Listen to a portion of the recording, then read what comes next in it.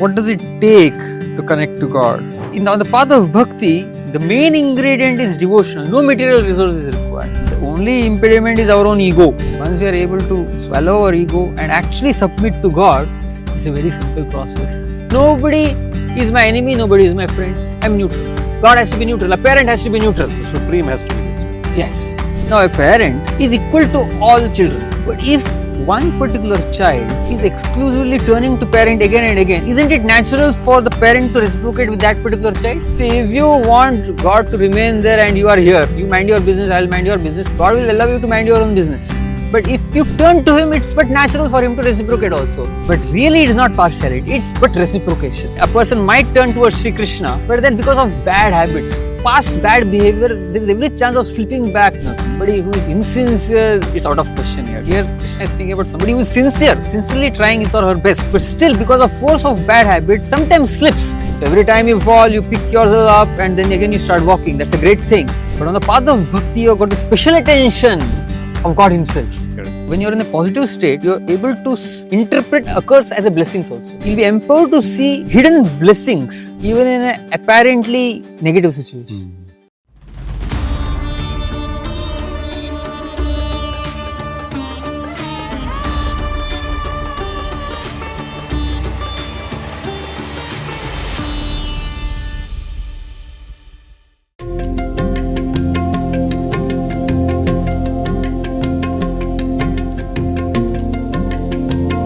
Pranam Prabhuji. Pranam. So we continue with chapter 9, Yes. continue with the most confidential information, and part of the information which we got until last episode really was that he not only indirectly takes care of you, but he personally, directly takes care of what you don't have. Right? Yes. Yeah, and preserves what you have. So Right. both of those aspects he takes care of. Over to you. So, what does it take to connect to God? That is explained here in the 26th verse of the 9th chapter. Very beautiful verse. Patram pushpam phalam toyam yomi bhaktya prayachati tadham bhakti upahartam ashnami prayatatmanah. So, patram, pushpam, a leaf, a Flowers. flower, Yep. phalam, a fruit, or some water. Patram, pushpam, phalam, toyam, yome bhaktya prayachati. With devotion when it is offered to God, tadham bhakti upahartam. When it is offered with God, Krishna is saying, I am going to accept it. Tadham bhakti upahartam ashnami prayatatmana. I am going to eat it. Correct? If one offers me with love and devotion a leaf, a flower, a fruit, or water, I will accept it. It's so interesting, isn't it? It doesn't even use plural sense here. Here it doesn't say phalani, phalam, singular. So it doesn't take much to progress on the path of bhakti yoga. See, when it comes to other processes of yoga, there's so much of resources that is required. Devotion required. Here, Dedication. see, on the path of bhakti, the main ingredient is devotional. No material resource is required. There is no material impediment on the path of bhakti.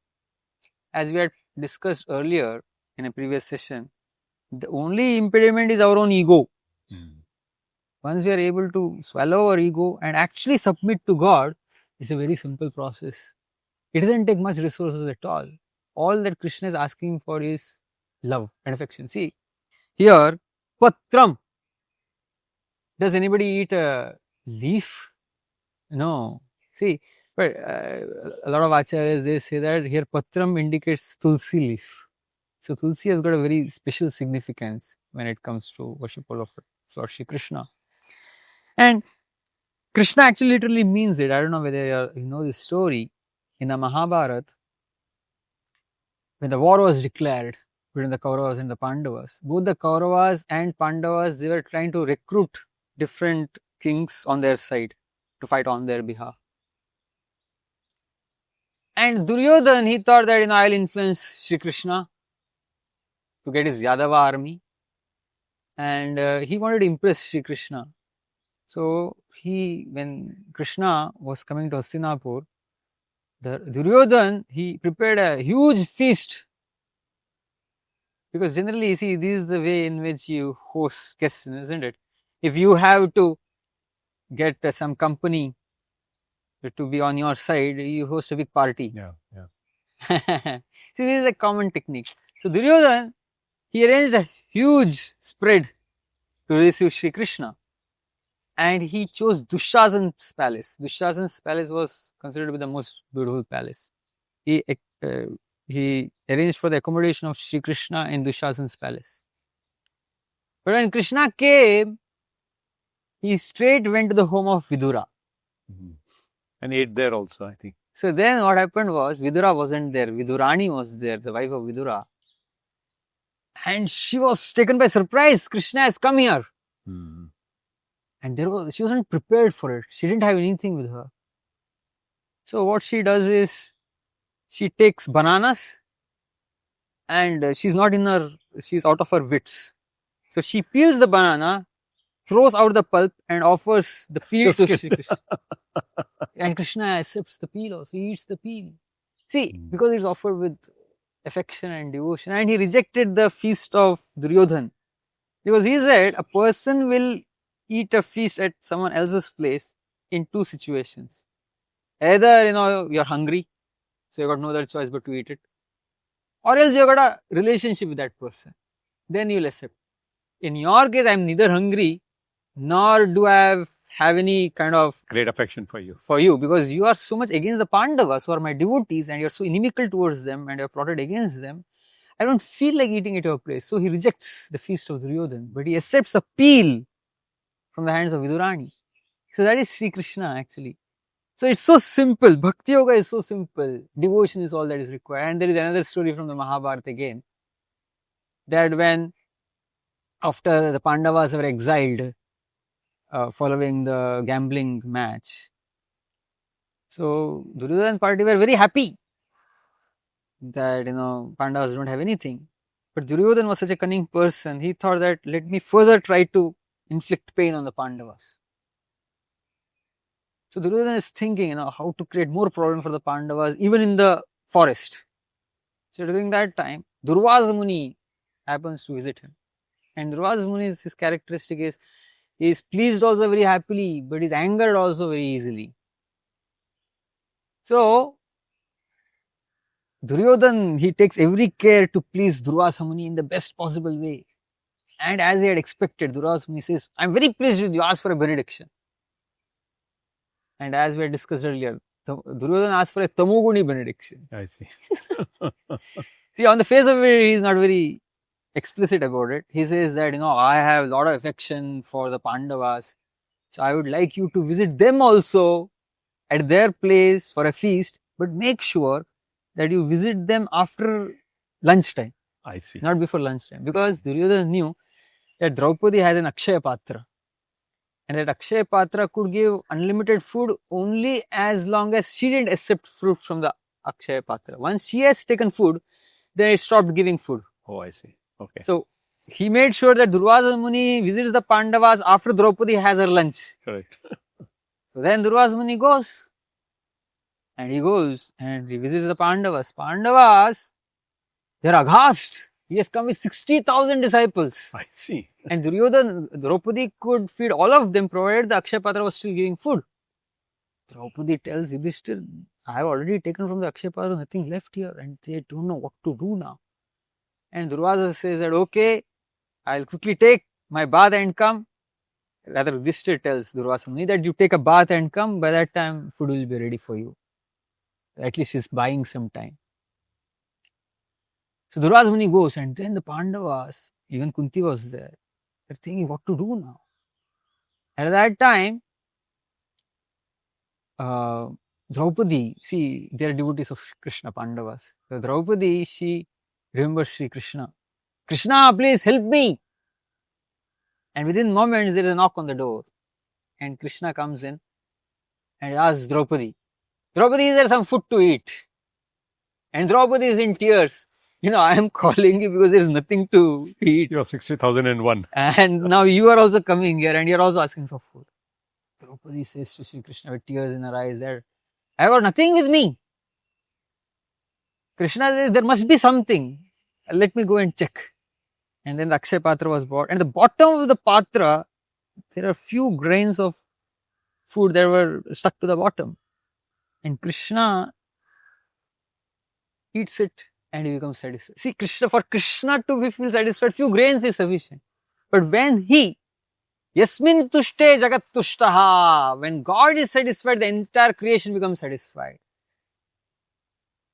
So Krishna has tasted those few grains of food and he is completely satisfied. Meanwhile, Durvasa Muni along with his disciples, they are taking bath in a nearby river. They suddenly feel their stomachs bloating. Oh, I see. As if they had a huge feast. And then Krishna immediately tells Yudhishthir, now send Bhima to fetch Durvasa and party. Yudhishthir says, nothing is ready. Krishna says, just have faith in me. And Bhima is sent. And Bhima goes and tells Durvasa and his sages. There's a big feast there. There's a big feast, please come quickly. Durvasa says that, you go ahead, we'll quickly follow you now. And Durvasa Muni, and he looks at the face of all his disciples, that, we are full already. Bhima, sometimes he gets angry also. So if there is a huge feast that is prepared and if we don't honor it, they'll be angry on us. And they quietly leave from the back door. I see. And that's how calamity is avoided here. So Sri Krishna, that's all. This is the beauty of Bhakti. This is the beauty of Krishna's loving heart. So Krishna is describing this here, Patram Pushpam Phalam Doyam.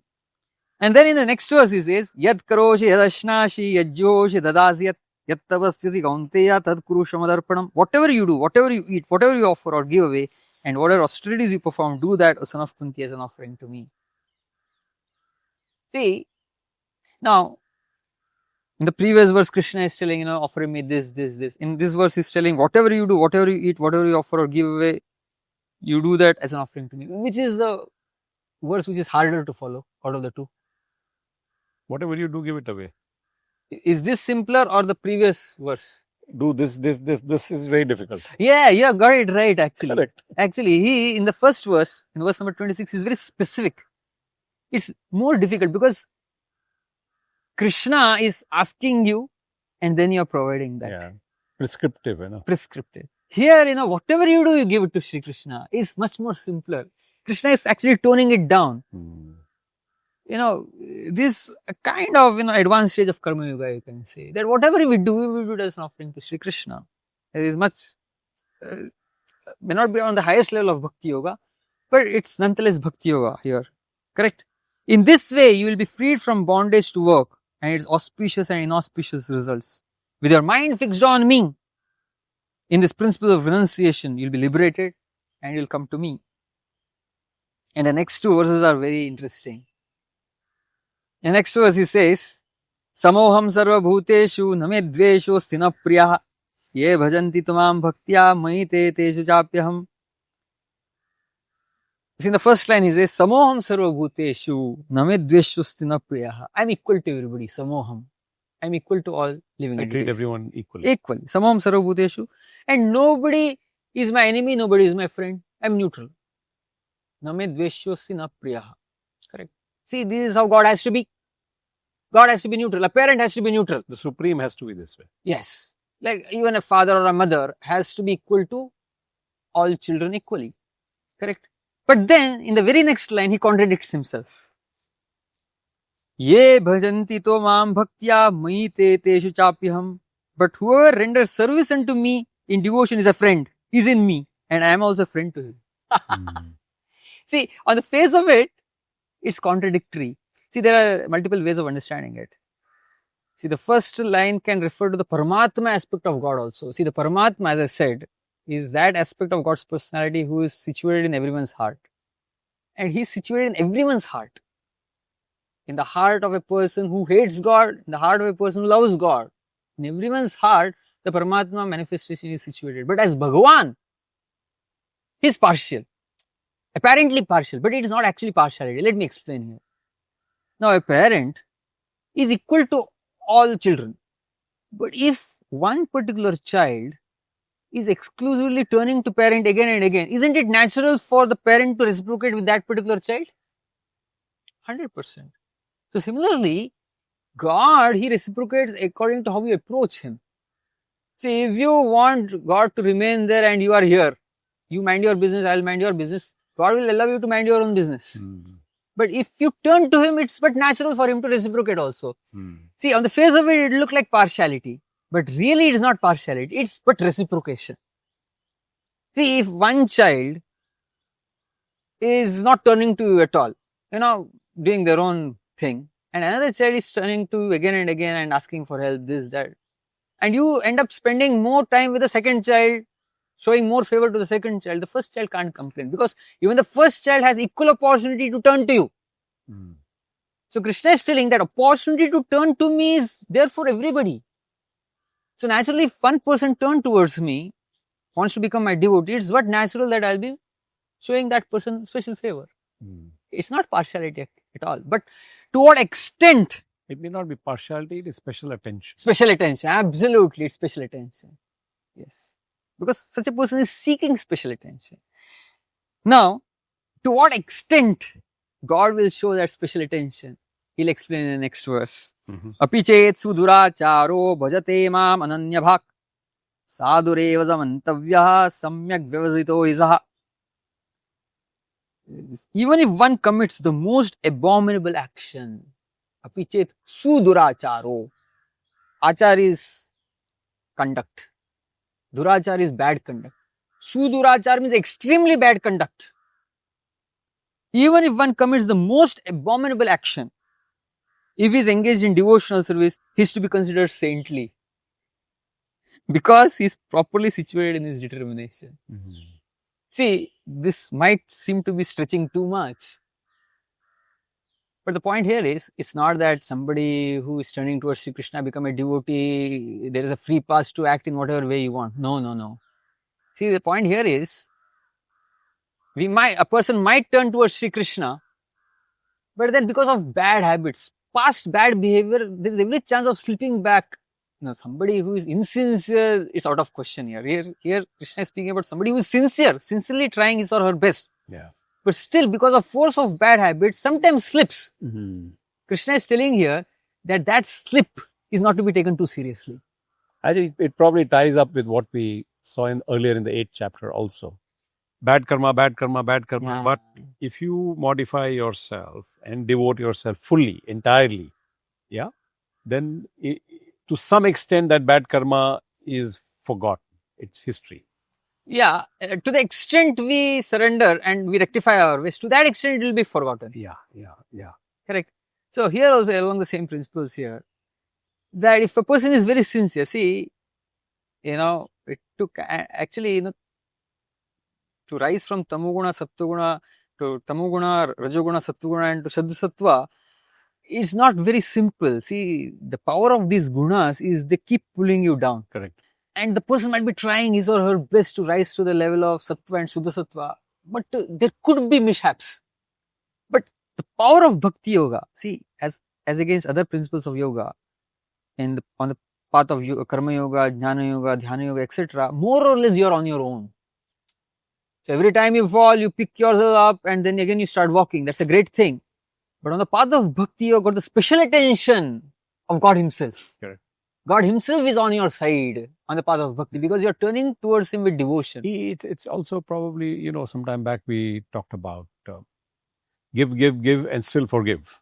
He has a phenomenal capability of forgiving. Yes. But the devotional must be complete. And also sincerity has sincerity of the devotion. Right? Sincerity of purpose is cannot be opportunistic at that time. Right? That's not allowed. So that's what Krishna is telling here. And then in the next verse he says, why such a person is to be considered saintly? He explains in the next verse. Text number 31. Kshipram bhavati dharmatma shashvachantim nigacchati kaunteya pratijanihi name bhakta pranashyati. Kshipram bhavati dharmatma. Because very quickly such a person will become righteous. Because ultimately such a person's intention is right. He's on the right path. It's a momentary setback, but that will be forgiven. See, Krishna is telling in the previous verse we were explaining, right? Such a person is to be called saintly because he's taking shelter of me, so you don't call him a rogue because he's under me. See, the psychology of Sri Krishna can be very nicely understood when we understand the psychology of a parent. So no matter how much the child is a rogue, from a parent's perspective, they will do whatever is required to rectify the child. Abhi koi chota bachcha hai, and sometimes parents with small children, they go to somebody's home, and wo chota bachcha badmash, he is doing this, that, and breaking all things, and the parent will do the needful to rectify the child. But if an outsider even passes one comment, ye kya badmashi kar raha hai, immediately they'll become very angry, because he is my child, what is your business there? This is how Krishna also thinks. If somebody is on a sincere path of bhakti yoga, if that person does any mistake, even Krishna might do something to rectify that person's behavior. As a parent, as like the Supreme Lord, he does it. He punishes, even if it is his own devotee. But we have no business meddling with that. That's the point Krishna is making here.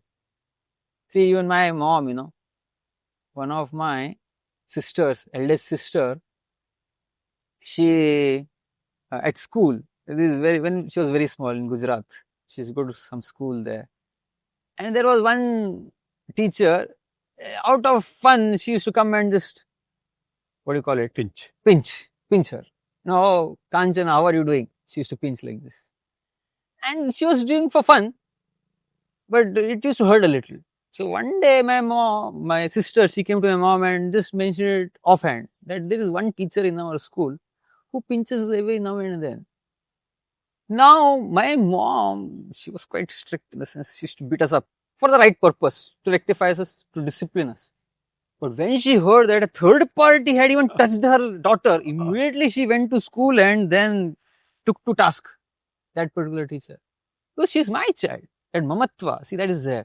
So Krishna is also like that when it comes to devotees. This is Krishna, this is confidential knowledge. This is the most confidential knowledge here. You are entering into Krishna's heart. How he looks upon his devotees, how he takes care of his devotees, how he is extremely protective about his devotees. He says, you have no business to call him anything, because you have to call him saint only. Whatever he is, even if he is going on the wrong path, it's my business to rectify him. You don't meddle in that business. So this is very beautiful. This is bhakti. And then Krishna says in this verse, so personally involved with his bhakts. Yeah. Personally and deeply involved with the bhakts. Absolutely. And then he says here, next verse, Chipram bhavati dharmatma. Because he is under my direction, I'll make sure that he comes back to the right path. He quickly becomes righteous and attains lasting peace. O son of Kunti, declare it boldly that my devotee never perishes. Kaunteya pratijani name bhakta pranashati. My devotee never perishes. Declare it boldly. It's so beautiful. Now, Draupadi, the Pandavas, Draupadi, they had to go through lots of ups and downs in life. In one particular instance, Draupadi, she says this in the Mahabharata, Pratignyatava Govinda name bhakta pranashati edi sanskritya pranan sandaryamyaham. Pratignyatava Govinda, oh Govinda, you have taken the pratignya, name bhakta pranashati, that your devotee never perishes. Iti sanskritya. Remembering this, I am able to sustain my life years. I am able to continue living despite all these calamities, because I have faith in your promise. See, that is why a person who is on the path of bhakti has at the back of his or her mind that whatever might go on, I am under Sri Krishna and faith. Krishna will take care of me. That's very beautiful. That's very beautiful. And when you have that positive state of consciousness, then even materially speaking, you are it gives you a lot of ability to balance. And trouble. Also, when you're in a positive state, you're able to interpret as a curse as a blessings also. You'll be empowered to see hidden blessings even in an apparently negative situation. To the extent we are positive, to that extent we can turn around a calamity to turn into a blessings. Correct. You will probably see the curse as a corrective mechanism by God. Yes. So, but I'm saying, if I were to use a strong word, the way he is saying it, if it was anyone else, it would be arrogance. See, this is a nice point that you have brought up here. Now, suppose, I go to a police officer. I have been wronged. and I go to the police officer and I say that, in your jurisdiction, so many bad things are happening to me. So I have come to you. And if the police officer says that, see, I don't have much power above me, so many things are there, ultimately I'm helpless. He's not doing justice. He has to, for him, it's the duty of the police officer to say that I have the power to protect you. Now, when the police officer, he has to say this, and he may not be truthful perfectly, because at the end of the day, he may not be so powerful. There are people above him also. There could be some minister who will try to impede his service. All those things are there in this world. But when it comes to Shri Krishna, he is actually powerful. Yeah. And he has to say these verses to give confidence to his devotees. It's his duty. As God, it's his duty. He can't act humble here. See, another way of seeing humility is honesty. Honestly speaking, he is all powerful. And being humble here is he is being honest. And he is giving full confidence to his devotees. It's not arrogance. When a police officer tells a person that I'll give you full protection, it's not arrogance. He's just following his duty, his responsibility. That's how it is. Okay. So then, in this particular verse, Kaunte pratijani hi name bhakta pranashyati, Krishna says, he's telling Arjuna to declare that my devotee never perishes. Why is telling Arjuna to declare it? Why he's not declaring himself? See, the point here is, this entire dialogue is happening just before the war of Mahabharata. And Krishna knows that during the war of Mahabharata, there will be instances where he'll break his own vow. This beautiful episode? See, when what happens is, one day Duryodhana, he feels that Bhishma is the most powerful warrior actually. Actually, Dhritarashtra, Duryodhana, they're very confident of winning because of Bhishma's presence. Yeah. So Bhishma, one day Duryodhana feels that Bhishma is not fighting to his best of his ability. He feels that, even though Bhishma is trying his best. So he goes to Bhishma's tent and says that, you are very partial to the Pandavas, you are not fighting properly. And it was insult for Bhishma, because for a Kshatriya to say that you are not doing your responsibilities properly is the biggest insult. So Bhishma, in his rage, he takes out 5 arrows and tells Duryodhana that I am going to finish the 5 Pandavas with these 5 arrows tomorrow before dusk. Duryodhana, Bhishma's vow is cannot be broken. So he becomes very happy. He takes those 5 arrows and he thinks that, if it is here, then it is not safe. Let me keep it in my tent and I'll give it to Bhishma tomorrow morning. So he says, he wraps it in a velvet cloth and takes it to his tent to keep it safely for the next day. And he is almost sure tomorrow the war is complete, because Bhishma has taken a vow, he'll keep his vow. Meanwhile, in the Pandavas camp, Krishna comes to Arjuna and he tells Arjuna, do you know what is happening on the other side?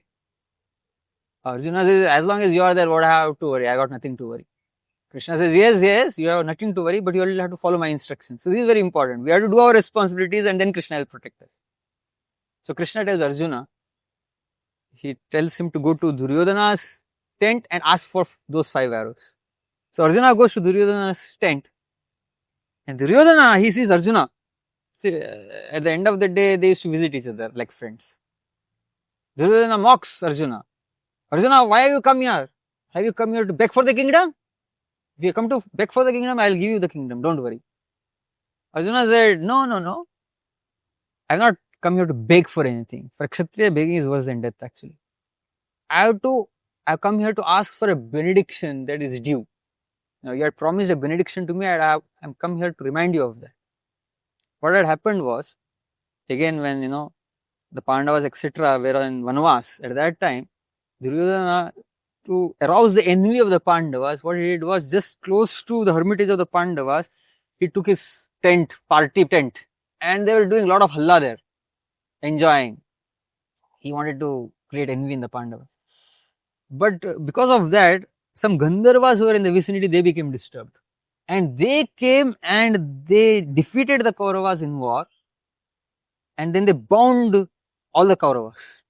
And when Pandavas came to hear of that, Yudhishthir, a very righteous person, he says that let's go and rescue the Kauravas because they are being bound by Gandharvas.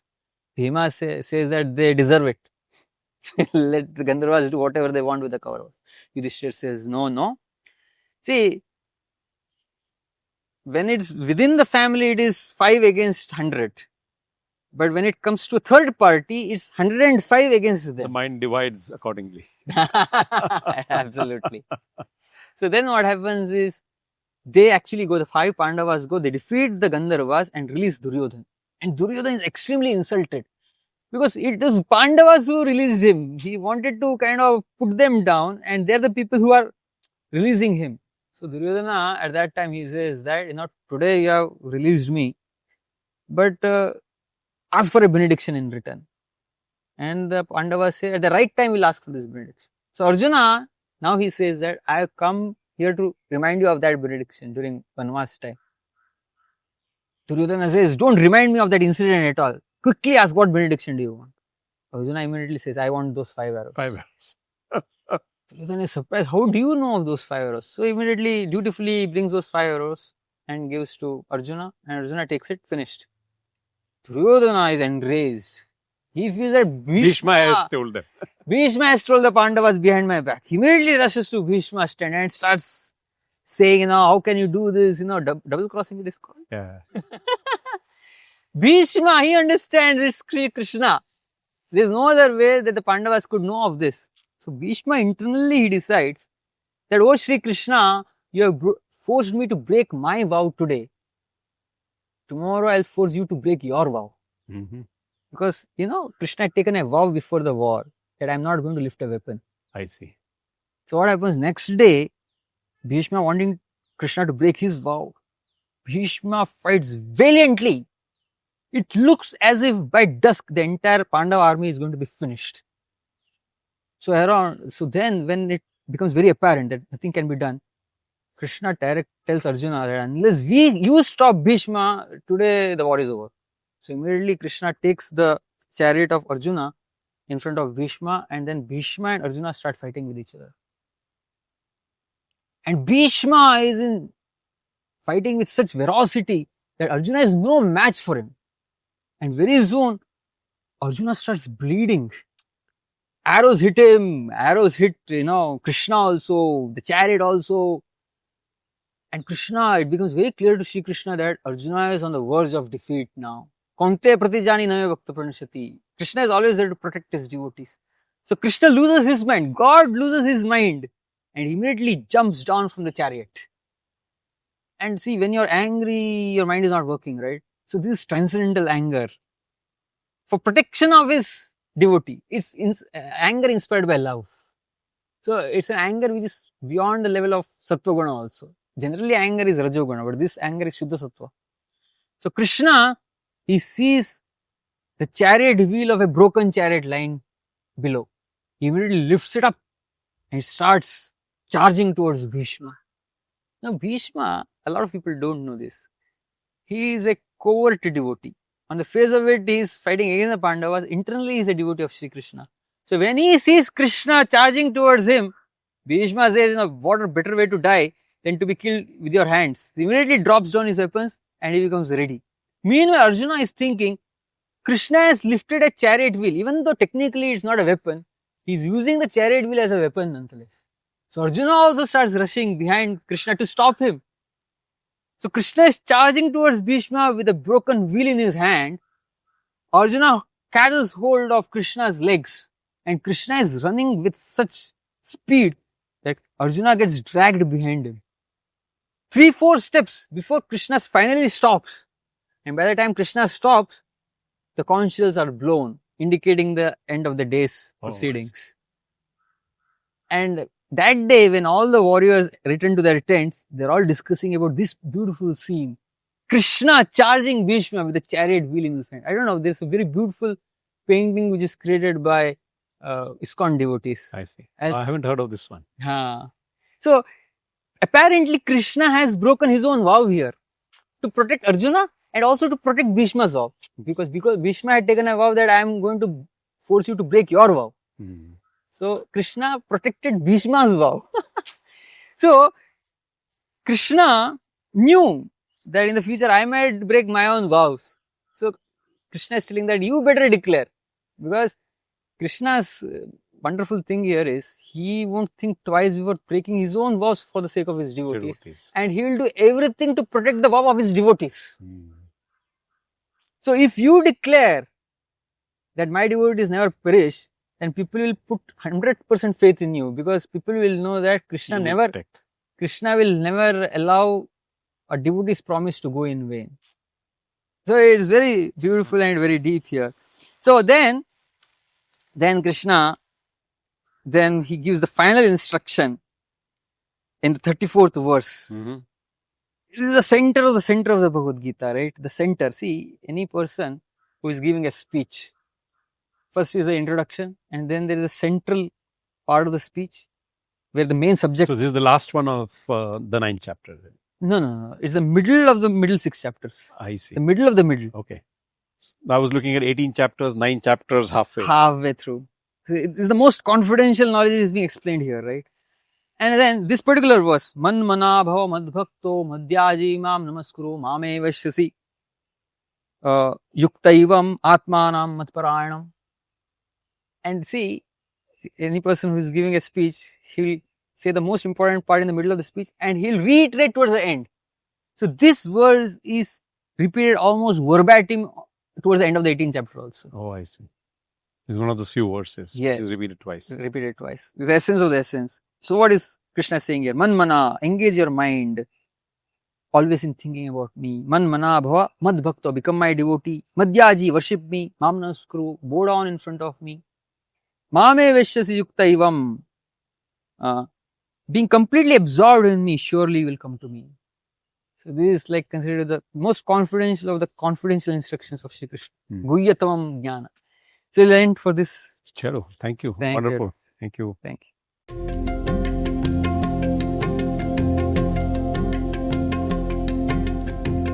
We are told that material worship yields temporary material results, whereas a loving devotion to Krishna brings one to the eternal spiritual realm.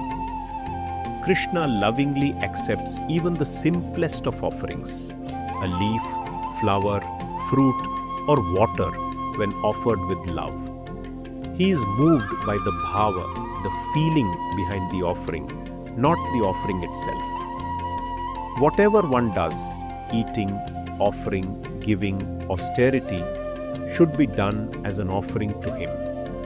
By doing so, one becomes freed from karmic bondage. This is karma yoga perfected through bhakti. All beings can reach Krishna through exclusive devotion, even those considered socially fallen or of so-called sinful birth. And Krishna fully takes care of his devotees, and his devotees never perish. And finally, the essence and the central instruction of the entire Gita's Bhakti doctrine: fix the mind on me. This means remembering him, seeing him as one's refuge, bending the ego in humility, and living with loving surrender. Exclusive devotion to and love for Krishna is the most direct, compassionate, and universally accessible path to liberation. Krishna is inviting every soul without condition